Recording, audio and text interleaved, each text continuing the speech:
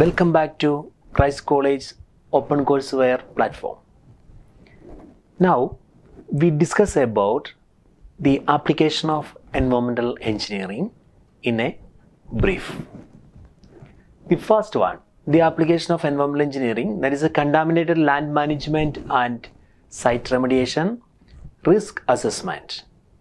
Third one, the application is the environmental policy and regulation development, solid waste management, hazardous waste management, environmental health and safety, natural resource management, control of noise pollution, control of light pollution, then application of geographical information systems for natural resource management, and also the last application is a air pollution control. First, the contaminated land management and site remediation, defined as the introduction of substance into the land so that its quality and function are adversely affected. The health effects there is chronic exposure to chromium, lead and other material, petroleum solvents and many pesticides or different type of herbicides for formulations can be carcinogenic. There is a contaminated land management is one of the application area of environmental engineering, how we protect our land resources from this type of contamination and what are the steps we can do to control this. Chronic exposure to benzene at a sufficient concentration is known as associated with the high incidence of leukemia. Organophosphates also therefore the carcinogen. In this site remediation steps is divided into mainly 3 steps, that is risk assessment, option appraisal, implementation of the remediation strategy. That detail will be discussed in the later classes. The remediation technologies are many and varied but can be categorized into ex situ and in situ methods of remediation. There are traditional remediation approach, that is land remediation approaches, consist primarily of soil excavation. Excavation means that disposal to landfill.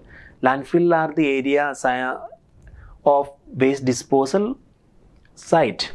There is a dig and dump method, and groundwater, that is pump and treat. There are 2 approaches traditionally for the remediation of land resource, that is soil excavation and groundwater pumping. Other methods, shear surfactants enhanced aquifer remediation, and this technique is also known as solubilization and recovery. Solidification and stabilification techniques are there for the land resource management. Second application of environmental engineering is the risk assessment.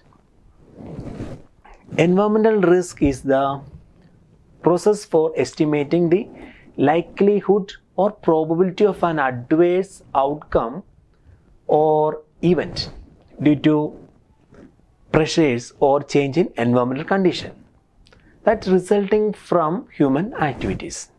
That is the environmental risk. For the assessing the environmental risk, environmental engineering is very important. The principles of environmental risk assessment including mainly 5 steps, that is identifying the hazards. It is anything that may cause harm, to identify what is the harmful effect. Second is decide who may be harmed and how. And third step, assess the risk and take action. And fourth step, make a record of the findings, review the risk assessed. That is the environmental risk assessment steps. By the help of environmental engineering, we can assess the environmental risk. Next is the environmental policy and regulation development. Environmental policy can include laws and policies addressing water, air pollution, chemical and oil spills, smoke including photochemical smoke, etc. drinking water quality, land conservation and management, and wildlife protection, such as the protection of endangered species, etc. Environmental policy and regulation research is needed by both government and business. Be competitive and sustainable in a globalized world.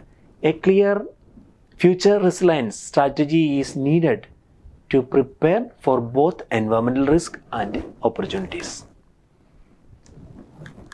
Then solid waste management. The detail of solid waste management is discussed in the later classes. It including the management of organic waste, inorganic waste, toxic waste, recycling methods, etc.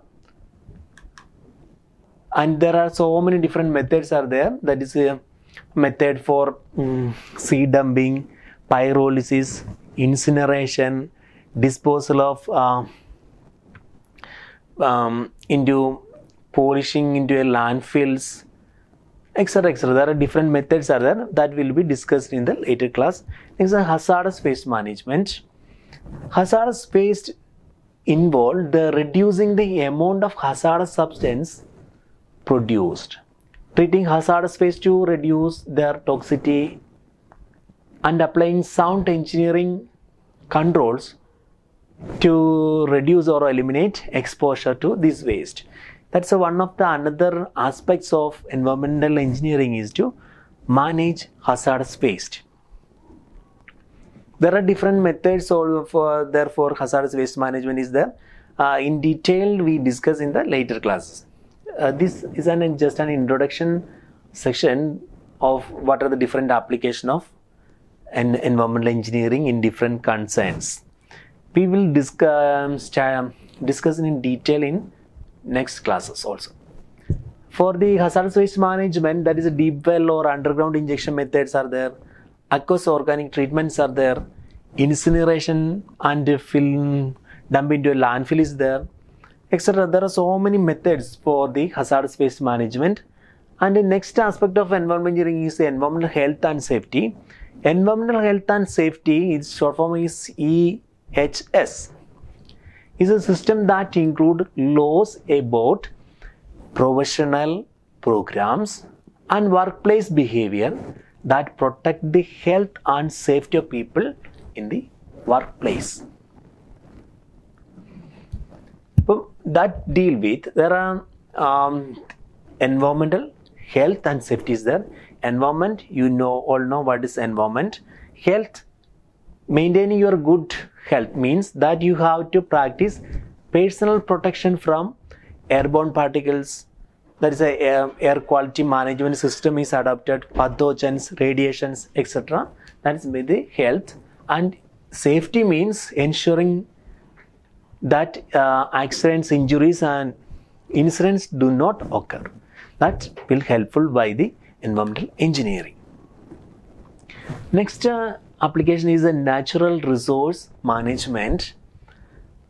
Natural resource management is the management of natural resources such as land, water, soil, plant, animals, with a particular focus on how management affects the quality of life for both present and future generation.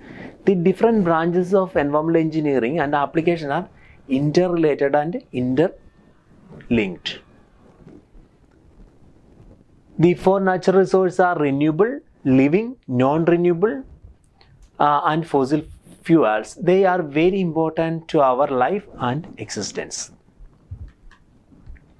Then control of noise pollution.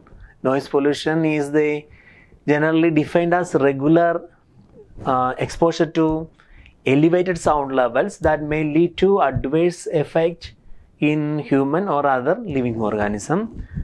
Coming classes, we discuss detail about what is noise pollution, what are the sources, how we control this type of noise pollution, etc.